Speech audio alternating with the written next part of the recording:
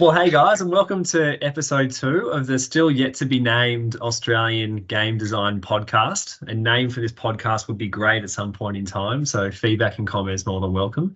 Essentially, the purpose of the podcast is to provide a really snappy introduction to game design. Hopefully you get some insights out of this, regardless of where you are on your game design journey, whether you're all the way down the ideation stage and you're looking for how you can bring your game to life, all the way through if you're towards the end of your actual executing your idea, and maybe getting some tips with how you can scale it. So the way of introduction, my name's Andrew. As I said, it's episode 2. I'm the creator of Footy Feud. Hopefully you can find Footy Feud in your local Woolworths and Coles. And great to have Mark on the show today. Mark is the co-founder of the Train Game, which has kicked a whole heap of goals, toot toot, back in 2020, 2021, mate, was when I think you started, was it? Yeah, it was right on the cusp of the pandemic. So in terms of a product that people really wanted a lot of during lockdowns, particularly in Melbourne, we certainly seemed to nail it there. I think getting kicked off, probably 2020, late 2019, I think, around there somewhere.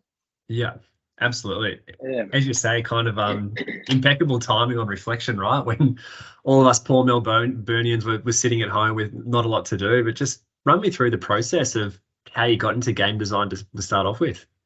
Yeah, absolutely. And for those playing at home, I've also got my own copy here of the Footy Feud. So guilty as charged. Always within arm's reach. No, we so my wife and I do need to make that very explicit as well. This is I'm a co-founder, the other co-founder being my wife Lauren, my very talented, fantastic, lovely wife, if she ever listens to this. Is she in earshot? She might actually be, I think. No, we've sort of always been, I think, we've quite enjoyed our games, card games, board games, all that sort of thing. Growing up, I think we both grew up separately with card games and board games around the place. And when we sort of got together and we realized that we had that sort of in common, and funnily enough, we had a couple of groups of friends that were also really keen board game and card game players. So that sort of it led itself to a lot of game nights and those sorts of things where you can get together and have a few drinks and have a couple of laughs and play a few games. And also, even certainly pre-kids. So Laura and I, we've got 2 kids. But certainly pre-kids, the game night was always a bit more of a common feature on the calendar. Yeah. We were away for a long weekend. As I said, a couple of years ago now. It's probably close to 5 years now, I think. Just with some friends down on the Mornington Peninsula in Victoria, and we just sort of coming away from that weekend, having a lot of great times with friends and just playing heaps of games.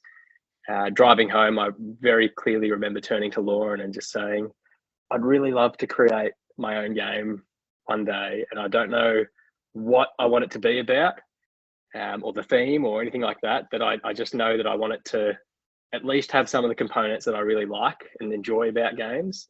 And I think that for me, it was really just the whole, people coming together to just play and sort of lose themselves in whether it's a world or even if it's just for 10 minutes or half an hour, an hour, different games go for different lengths of time. But that was sort of, I guess that was the moment, I think, where I certainly had the idea that I'd like to create something. Yeah. And I guess it all sort of went from there, but I can talk a bit about that particular journey a little bit later as well. Yeah, absolutely. So I guess that was the spark, right? Like kind of away on a few long weekends, understanding what you enjoy about the process. As you say, it wasn't necessarily about the games as such, but just the experience of coming together and distracting yourself from the outside world for a little bit.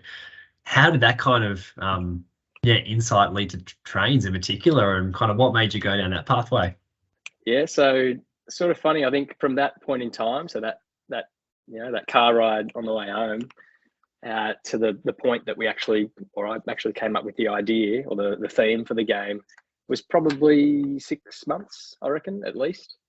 And at the time I was driving across town each day for work, and that was, anywhere around sort of an hour each way, driving to and from work each day. And that car ride involved crossing over 3 separate train lines, just sort of moving from sort of the southeast of Melbourne to sort of the inner north. So about 3 different train lines that I'd cross over each time. And I remember so vividly driving over this train line just near Coburg and Batman Station, and thinking to myself, trains. I've grown up in Melbourne, spent most of my life here, and have really used and travelled on the Melbourne train network quite a lot. So I thought to myself, this game is going to be about trains. Again, didn't know what it might look like other than the theme, but initially I had this idea around a board game. But the more I sort of started thinking about that, the more complicated it seemed to become. So the card game route seemed to be where we'd start this journey, I guess, or at least start the creation journey. So that was, I guess, it can come in many different ways. It just happened to be that was part of my own lived experience, and sort of went from there. Absolutely. And then, mate, like, run me through, right? So like 6 months from the time that you first kind of had the ambition that I want to create a game to that light bulb moment. I think a lot of people, we've all experienced a degree of writer's block, and maybe some people watching and listening in would have experienced that as well. How did you kind of navigate through that 6 months before kind of you had that spark that ultimately led you on the journey that you've been on since? Yeah, I think, I think a lot of the ideas I'd come up with in that 6 month period, again, people draw on their own experiences, right? So it's not necessarily you're going to go and, for me, for example, to make a game about, I don't know, ice skating, that I've never, really done ice skating before. I don't know the first thing about it. It'd be quite hard to do. So I sort of would think about things that in my own life that I could draw on, and things I understand. And, some of those are, which you'd be well across, AFL, lots of sport. I used to be, certainly pre-kids, a big golfer. So those sorts of things came into my mind. But, there was also the thought of, that some of these things have all sort of already either been done before, or there's probably not a really big market for those types of things. So it was kind of a lot of just ideation and sort of back to the drawing board. And not that there really was, a physical or a metaphysical drawing board at all. It was more sort of,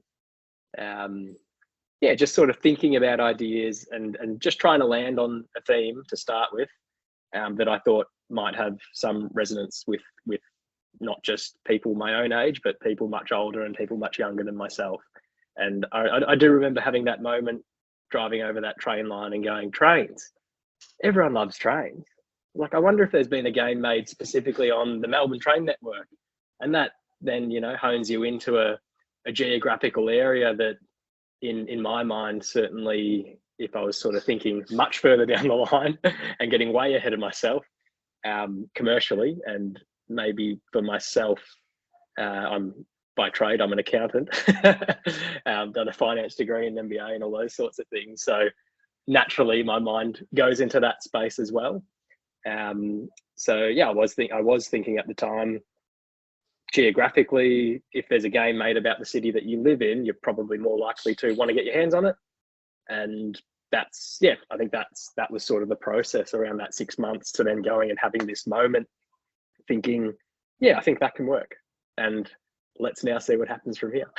100%, right? And I think, like, for our watchers and listeners, like, a couple of key really like important takeaways I took away from that. Like, one, just like draw on your own experiences. I think that, like, if you're trying to fit a cube into a square into a round peg, like, you just like up against it from the outset, really, aren't you? And another kind of podcast or documentary that I watched was the Stranger Things founders, and they were talking about how they kind of always like kind of quirky sci-fi stuff, but there was a period where like kind of found footage was quite hot in the up and coming producer space, and they tried to do a bit of that and they just missed the mark completely. And once they started honing in on what they actually like doing, that's when they had the inspiration for Stranger Things, and the rest is history for them. So I think that drawing on your own experiences can't be underestimated. But I also like the fact, mate, that, and we've had many conversations about this offline, of course, as well, that like for us, it is like it's a hobby most certainly, but we have brought that commercial lens to this pursuit from day one. And you talk then about how you're thinking about how people in your own city would want to get their hands on it. Like, is it unique? Is it novel? What's the hook? What's the age bracket? How scalable is this?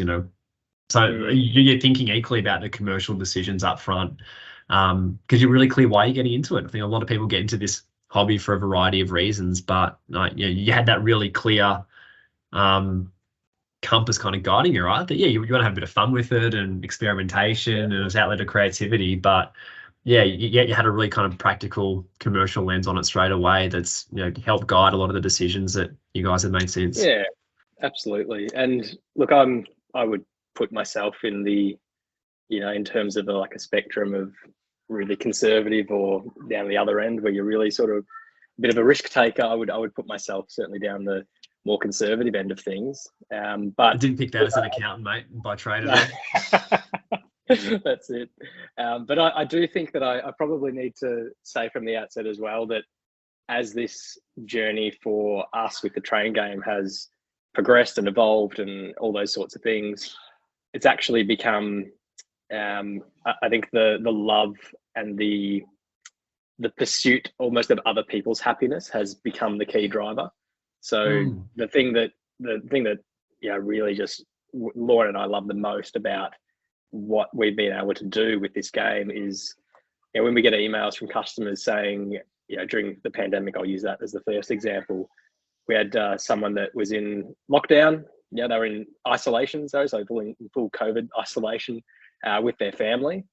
And they sent us this big email saying how much they loved our game, like it was just what they needed, and it had quote unquote saved their sanity during that period of time. And that was just, for us, that was one of the first interactions, I guess, from a customer. And we since then we've done, I think we've sold around 25,000 games, mostly across Australia, but also other parts of the world. And there's the feedback from parents, from grandkids, seeing their kids open it and play it on Christmas Day, or there's one I remember another feedback from another guy saying that me and my kids, we love it. Even my quote unquote too cool for school 13-year-old daughter, even she's the one now that wants to play all the time. And that for us has become, I think that's the coolest thing about this. And absolutely, there was a commercial lens at the start. As we've sort of the journey has unfolded, the train ride or whatever you want to call it, it's sort of changed a bit. I think it's we've got other things going on in our lives, absolutely, and young kids and a young family, but and it's the game's doing well enough for itself, and it certainly supports itself, and we haven't had to we've definitely got our initial investment back and all that sort of stuff. But the enjoyment, I think, of others and bringing people together, which is what this was all about from the start, is the coolest thing. Yeah, and there's such a beautiful full circle moment to that, right? That was more about how do you create an experience, or how do you almost scale an experience that you've had and bring that joy to other families and different age groups. And when you receive unsolicited feedback like that, pretty gratifying, isn't it? Yeah, 100%. Apart from it being an awesome game, of course, it's entirely relevant and easy to play for a wide bracket of age groups. Like, there's probably not many people who'd even reach out to a game's creator, right, and even share that feedback, right? Like, somebody can think that a game's pretty cool, but I don't know how many people have tried to reach out to the founders of Uno and say, "Oh, hey guys, we love Uno, it's fantastic." So, what do you reckon it was in terms of like, your marketing or your story, or how you connected with those consumers initially that made them want to incline to reach out and say, hey, we actually really like what you guys are doing, and thanks for saving our sanity? That is an awesome question. And I think I've had all of 5 seconds to think about it, but I think I have something of an answer. Stall. No, I think from like the outset, when I had this idea to start with, and then started getting cracking on some of the design, which was done in PowerPoint, by the way, the initial. That makes two of us. Yeah, that's it. Yeah. The initial design for this game. Yeah. Very, very lucky. My wife has some incredible skills in, Photoshop and InDesign and all those sorts of things. And that is the there's the game, and all of the design of everything, the tin and all the stuff has all been done by my wife. So that's also something we're really grateful for. I think once we had these prototypes running and we sort of created a couple of social media pages, Facebook and Instagram being sort of the obvious ones, I think we sort of tried to just inject our own story and enthusiasm and reason for why we want to do this into that sort of online world. We got lots of family and friends that certainly jumped on board really early and then started sharing it with their friends and that sort of thing. It's funny, we got the first I ordered 1,000 games. Once we had the sort of prototype and the designs ready to go, we did outsource the printing to overseas for our first batch of 1,000. And to be honest, and this is probably something I should talk about in a bit more detail because I know it's really important to a lot of people that will be listening. We didn't do probably as much play testing as most people have done in this space. I think we sort of played with a lot of close family and friends, and then when we sort of landed on the mechanics and the number of different types of cards, the balance of the game felt right, then we started just getting a couple of other people involved, but we didn't tell them that it was a game that we'd made. We just said, "Oh, I've got this great new game, let's play." And they started to really enjoy it as well. So, and then, sort of get that awesome moment where you share with someone, "Oh, actually we made it." And like, "What? No way." That sort of thing. And I think at that point we decided, all right, it's time. And I just ordered 1,000 through our supplier. And then those games arrived when Lauren was 36 weeks pregnant with our first child. Impeccable timing. And I had this thing, we had a social media presence, but we didn't really know when the games were arriving, and they rocked up on the doorstep of our 2-bedroom apartment. And I've got my wife who can barely move, and there's 2 guys in a truck saying, "There's no pallet jack, you're gonna have to come and take them off." I said, "Oh, fantastic, here we go." So we sort of shared that story with a lot of people as well, that we really don't know what we're doing. So we were just vulnerable, I guess, through the whole process. And just really put ourselves out there. So I think I spent, after really tearing my rotator cuffs and all that sort of stuff, getting all the things off the truck, I stayed up most of the night learning how to make a website. And went and did that, and then we started seeing orders come through the next day. So I guess to get back to your original question about people sort of reaching out, this isn't the first podcast, or not even a game design podcast, but other podcasts about well-being and stuff that I've been involved in before, and how sort of the game has helped to enable that. I think the key for us has been just being really open in our social media presence, in our communication with customers, being honest about anything that's happened or been delayed, with our production or anything like that, for anyone that had any pre-orders in. Not that happened for our first shipment, but certainly for future ones, there was always a bit of touch and go about when things would be arriving. So just being honest, open, communicating in a way that is fun and us as well. That was always really important, I think. And we have we're fortunate enough to have a email, forgot what it's called, like an email marketing platform called Klaviyo, that we use, and that sort of along the customer or the buyer journey sends out emails every in that journey once someone's made a purchase, at the very start, maybe immediately, and then 3 or 4 days later saying, "Hey, here's if you haven't already received it, it should be coming soon, and here's a couple of here's a how to play video and a little bit about us, and that sort of thing." So we really were very deliberate, I think, about sharing that we are a 2-person show. Mark and Lauren and the kids, the Train Game Kids sort of set up. And at the very start, we had absolutely no idea what we're doing, and right now we still don't have a lot of idea about what we're doing. But it's been a lot of fun, and thanks for buying our game. Absolutely. Yeah.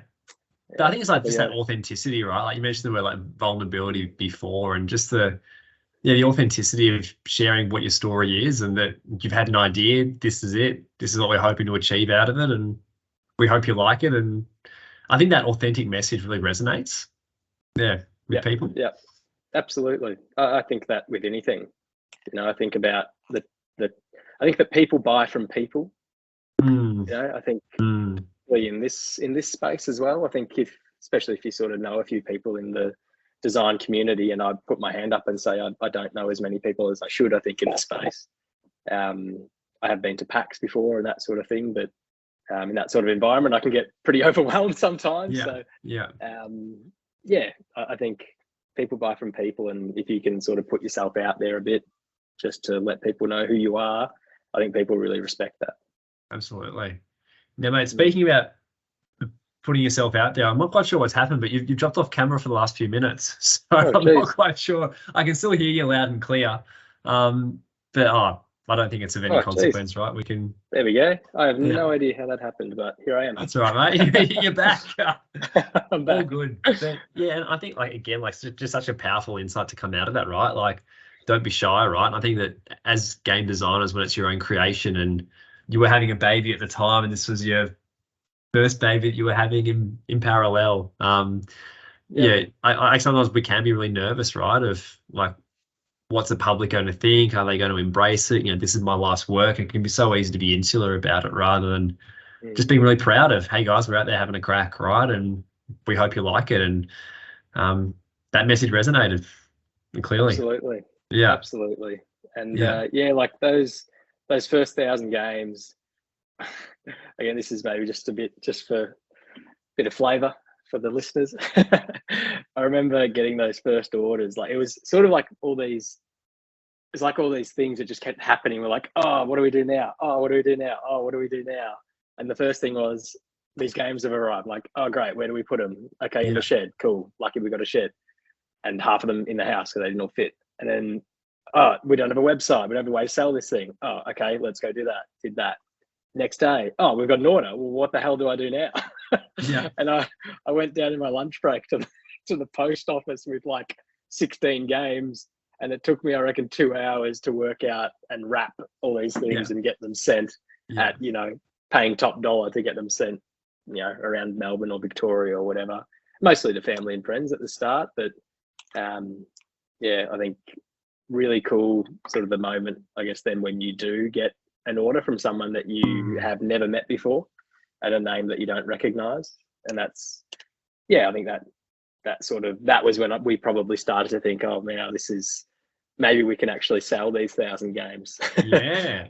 Oh, Sell them soon. absolutely. And not just 1,000, right? Like I think that there's a great learning in there that you just got to roll up your sleeves and do it, really, right? Like you're not going to have expertise on every aspect of the value chain, but you just need to get it done. But I guess like walk the viewers and listeners through, like, so it was immediately kind of a bit of an exciting or crap moment. Like these 1,000 units have come and we need to do everything ourselves in order to get them out the door and keep customers happy and establish who we are and connect on a personal level. So then you've scaled up to 25,000 copies sold and selling globally. Almost through there, like not even like we can dive into the scaling journey, but almost like what's been a bit of your compass with, okay, here's some areas that we want to retain ourselves, like be it product design or whatever, or marketing versus no, like, we just have to outsource this. Like we're busy people, we're full-time parents, we're full-time professionals. How have you kind of gone about, I guess, scaling the most efficient way to still focus on what you want to focus on, but then outsource maybe on some of those tasks that you just don't feel you have the time for? Absolutely. I think, look, I'm a big believer, and maybe again, this is my lived experience, but I certainly believe that you reach a point that you realize that you can't handle particular parts of it by yourself anymore. And the key example I'll use there is the fulfillment, the order fulfillment. We got to a point during lockdown that we were doing. Well, during lockdown, it was probably like 40 or 50 a day. During sort of peak COVID in those first couple of lockdowns, and we'd be working full time from home, and then get to a point in the afternoon where actually Lauren was on parental leave with Oscar, so that was handy. So she had a little bit of time in between naps to do that. But then I'd finish work and it'd sort of be like, okay, now it's train game time. It's time to wrap all these things. And that then we sold out of our second order of 3,000 units during that sort of COVID period. And then just before Christmas, we had another order of, I can't remember exactly how many it was, but say 5,000 Melbourne, and we did our first non-Melbourne edition, which was Sydney. There it is. Look out. Yeah, Sydney, with what the Sydney trains actually look like, as opposed to the OG, which was just a train for train sake. Absolutely. During that sort of pre-Christmas period, we ran out of stock. So we sold through those 5,000 Melbourne, 2,000 Sydney, and it was, we were doing over 100 orders a day. Yeah. And we were both working. And Lauren was back at work. I was continuing to work full time, and it was just madness. We come back from work and spend 2 or 3 hours, fulfilling these orders, and then the next day I would have to take them to the post office on the way to work. And then by the time you get back, you have to do it all over again. And I mean, a huge, what a great problem to have, right? Yeah. Firstly, certainly didn't feel like it at the time, but upon reflection, a fantastic problem to have. But I remember Lauren turning to me at one point in one of these evenings where, we might have had a dinner or something and then had to come home and then do all this stuff. Yeah. And she gone, I'll do this. I'll do this until they're all gone. But next year, post Christmas, we need to get this thing out of the house. Someone else can do it.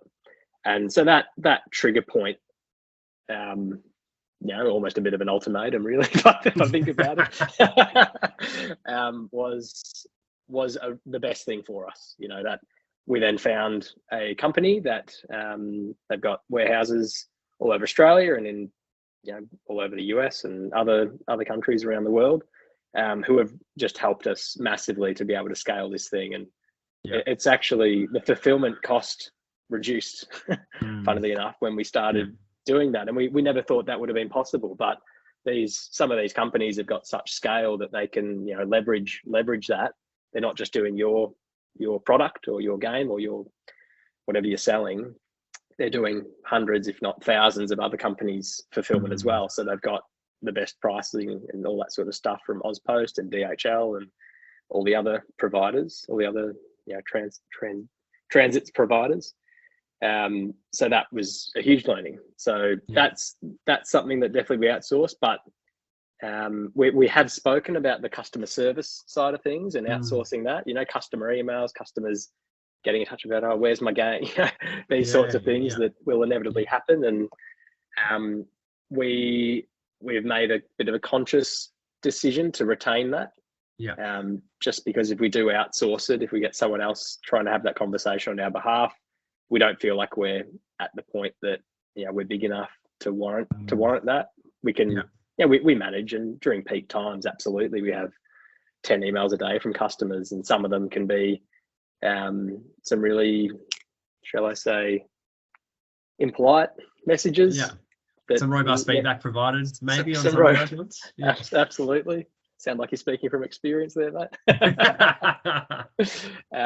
But then others are just, really lovely emails as well. So you get the good with the bad, absolutely. But that's been something that we've decided to retain.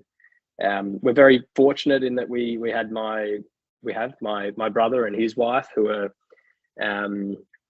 really proficient in sort of Facebook marketing and that sort of stuff. So they've given us a lot of help and huge amount of assistance in that area, which has been really great for us.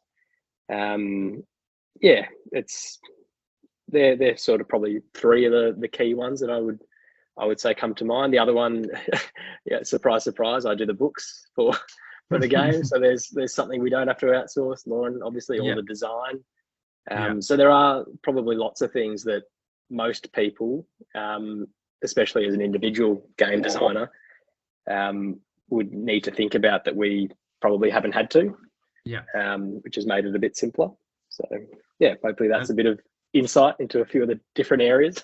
Yeah, but I think like it's a good call, right? Because like kind of putting my FMCG hat on in a way to game design with the different functions, right? Like you got supply chain coming in, logistics going out, product design, marketing, doing the books, the customer service. I think that as much as like there's been some kind of critical bottlenecks or junctures that have enforced your decision making in places like all the decisions whether to outsource it or retain it have been really well considered, like marketing, accounting, like with the books and with cash flow, etc. You've got the skill set to do so. Marketing, you're lucky that with a brother and sister-in-law, they have expertise in that area. So kind of like a not fully outsourced, but kind of one step in the tent, one step out of the tent. From a customer service perspective, like a really critical enabler that in many ways has built the brand and people selling to people, right? So like retaining that very strategically, even though 10 angry emails a day, right? Like that might be something that you might think, crap, I just had a long day from work. This is the last thing I need to do. But it's been quite still strategic as to why you've retained that versus then you look at what you have outsourced. It's like, well, there's a time benefit and there's a financial benefit, like, and it's going to help us scale to reach markets that we couldn't reach otherwise. Like it's a no-brainer when you boil it back to that. So it has been a really deliberate, like, you've reached some critical junctures along the line that have kind of forced that reflection, but the reflection and the outcome has been really well considered. Absolutely. Thank you. I appreciate that. It's a good summation. I think thanks, mate. I'm trying. I think probably one of the other things as well to think about, and certainly not one that needs to be there from the outset of any budding sort of game designer's journey. But for us, we're in. I sort of lost count now. I could go to the website and find out. We're probably in 20 or 30 different retail stores across the country. We're in a little store in London. Got one, I think, in the US that might not be on the website yet. But that managing that relationship with retail partners as well has been sort of, I think, quite critical to our success too. So I've been fortunate enough to have been a couple of times on the radio. Once sort of the radio approach. I think that was Brisbane's biggest breakfast radio show or something. That was a couple of years ago. Which helped us absolutely tear through the Brisbane edition. There we go, another plug. Bang. Oh, there we are. Look at it. Brisbane. And Queensland inspired train design, I'm guessing, as well. Look at that. Yeah. Absolutely. Yeah.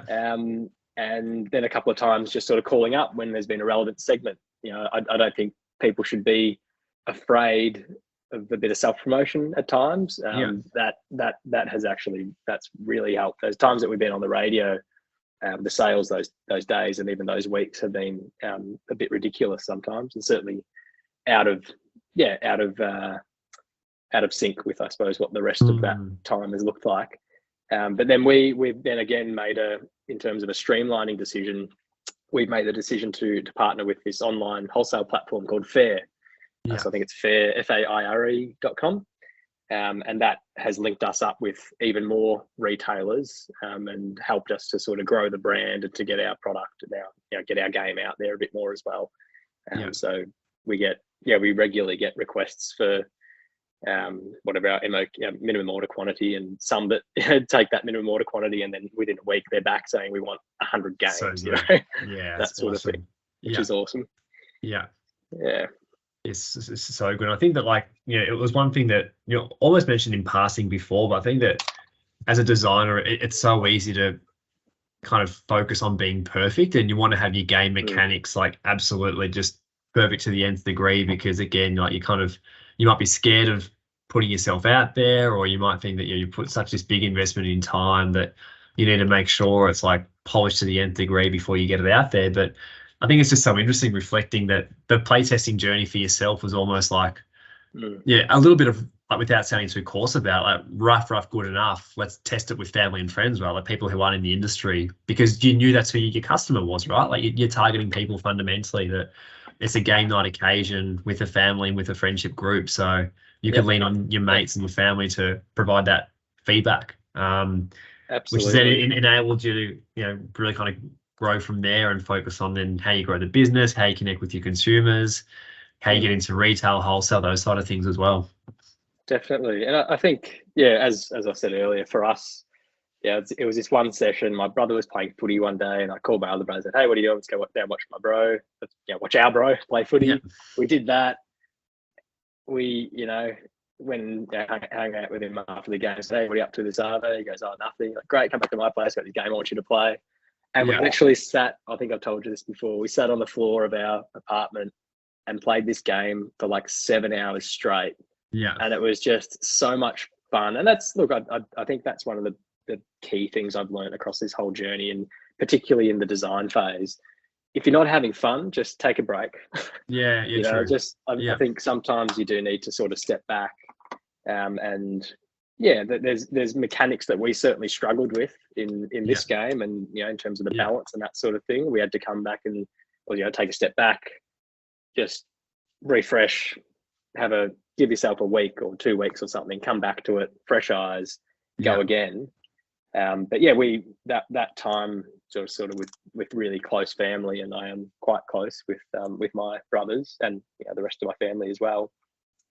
That sort of time playtesting to that level was just invaluable. And I've only got a handful of friends outside of my own family that you'd probably be able to do that with. So I think there's something to be said for these groups that really, I know that these groups that do exist in different parts all around Australia for playtest meetups and that sort of thing. I think that's those things are awesome, just to have people that aren't that well connected with your game and with who you are to just have a go, have some fun, and just muck around with some mechanics and provide feedback as well. Because I was certainly getting a lot of that from my brothers. Don't worry about that.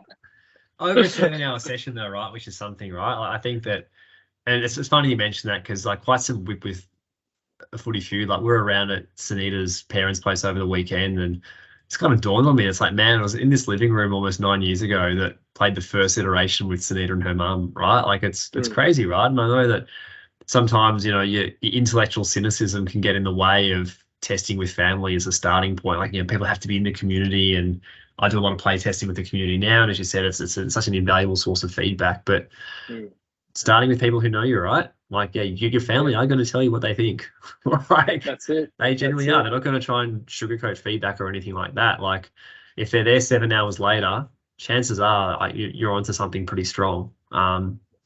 Maybe, if they had have packed it up after 5 minutes, wanted to go back and watching the footy or done something else, maybe that would have been a different way to provide such feedback. But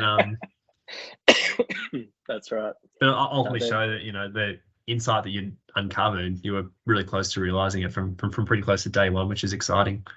Absolutely. And look, I know that we did far less playtesting, as I said earlier, than probably a lot of people have done. But the fact that we were just having so much fun by the end of that 7-hour session in particular, I don't think that a lot actually changed since then. Yeah.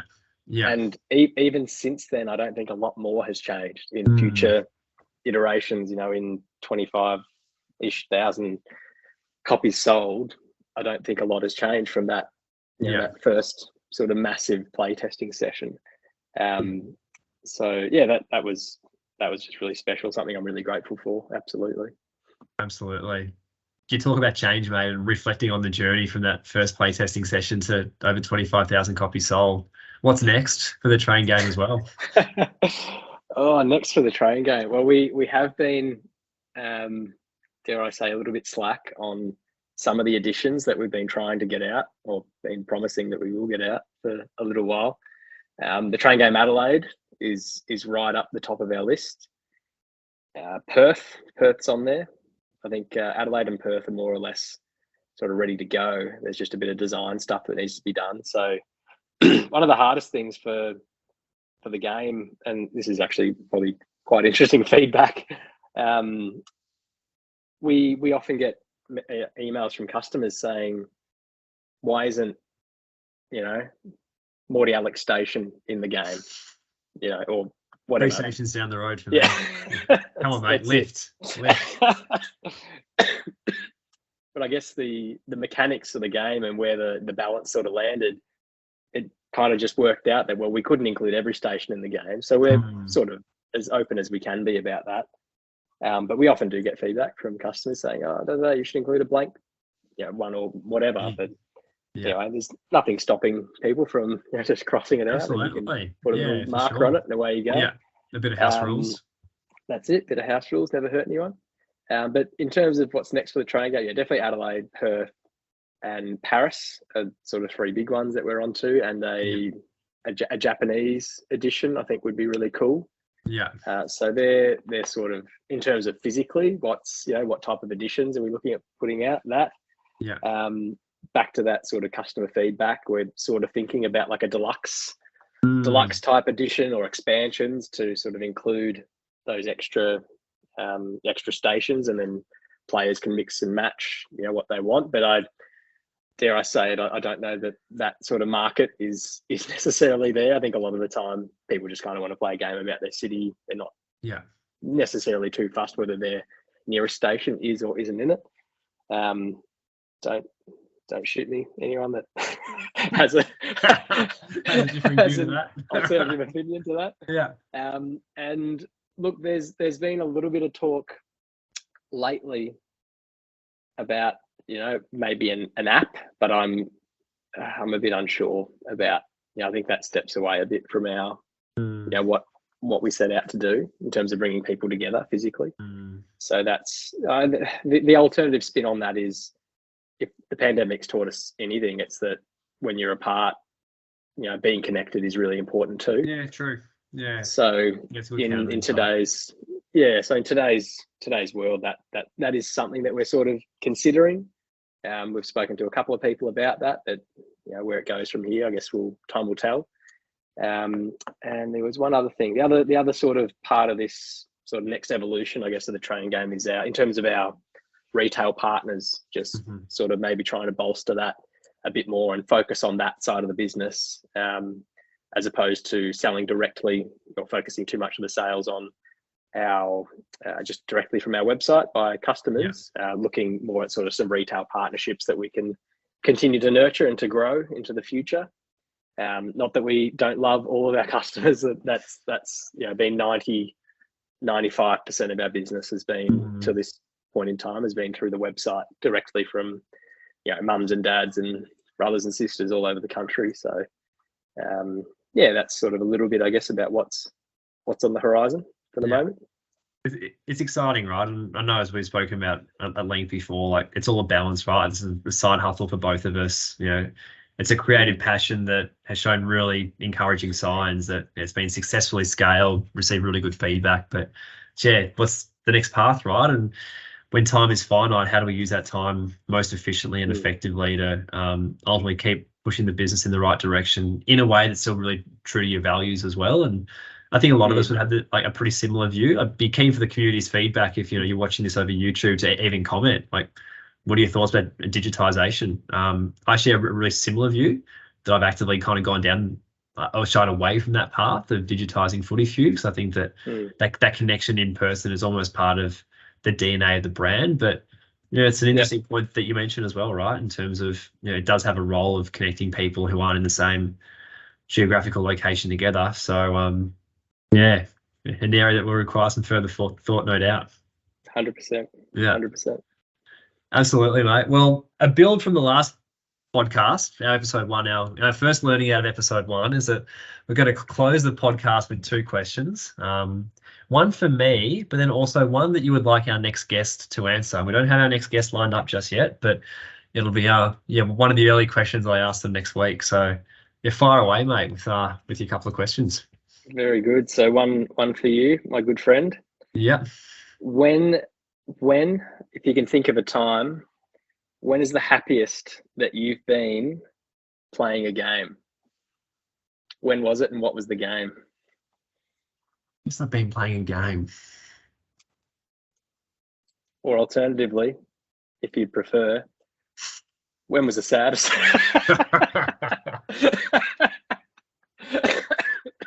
The happiest I've been playing a game. That's a great question. A physical game, I'm assuming. A physical game. Yeah, physical. Like a board game, card game in this space. I'd be surprised if it wasn't you play testing one of your games that you've got sitting on the back shelf at the moment for future development and all these in ones the here. park? You know what, mate? It's an interesting point, right? Because I think one of the probably quirkiest things about this hobby, side hustle, passion, whichever way you want to frame it, is that I'm not actually a massive games player myself. Like, yeah, my wife and I got into Catan, and she bought me Klaus Tuber's memoirs of Catan for my birthday last year that I've read a couple of times. So I'd certainly say that, yeah, and that's been a major feature of games nights with, uni mates and workmates recently, where the mini prototypes have made an appearance as well. So I'll probably have to, I guess, lean towards that being the politically correct answer. But I don't know, maybe, casting the line all the way back to childhood, right? Like potentially, yeah, when I first realized that I would sit in front of the cricket and I'd love to watch the cricket, growing up in a single child household with two half sisters who are significantly older than me. So growing up in a single child household, actually making up my own cricket game while watching the cricket and simulating, like what's Brett Lee going to bowl this ball, or, how many runs is Ricky Ponting going to score against the Kiwis if they were touring, or the Poms if they were touring. So I think, yeah, probably some of those early, as much as it was my own prototype, yeah, I think that probably, yeah, that was enjoyable enough, right? That I guess all those years later, I thought, crap, I should probably revisit this kind of weird quirk that I have and see if I can make something of it. So, yeah. I think that Catan being the politically correct, and probably my own cricket game as a 10-year-old being the authentic answer. I think that that resonates a lot, I reckon, because I think a lot of people that answer that particular question, the more they think about it, and certainly the more I'm thinking about it, for the train game, like it was probably those early, just like early iterations. Even before the PowerPoint edition, there was these coloured bits of cardboard that we've got, and there's a story. We did a blog post, I think it's on our website, thetraingame.com for those playing at home. We'll put a link into the podcast. Don't worry.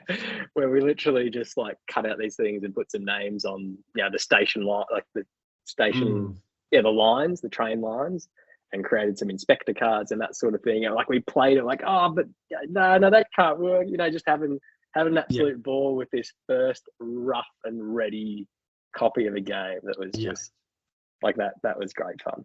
100%. Yeah. Gets the creative juices flowing, doesn't it? Absolutely. Yeah. Absolutely. Yeah. And probably I'm sorry, I'm taking over the role of host here, but question for the next person. Did you want to pre-frame that? Yeah. I'll write it down. Yep. So, and this is really interesting because you just mentioned Catan. Catan for me was probably my gateway game. Yeah. I would say that really, I grew up with a lot of Uno, Monopoly, Pictionary, all these old school classics. And then I remember playing Catan for the first time and just having my mind blown that a game could be so much more than, just a board with a little mover that you mark, you move around the board sort of thing.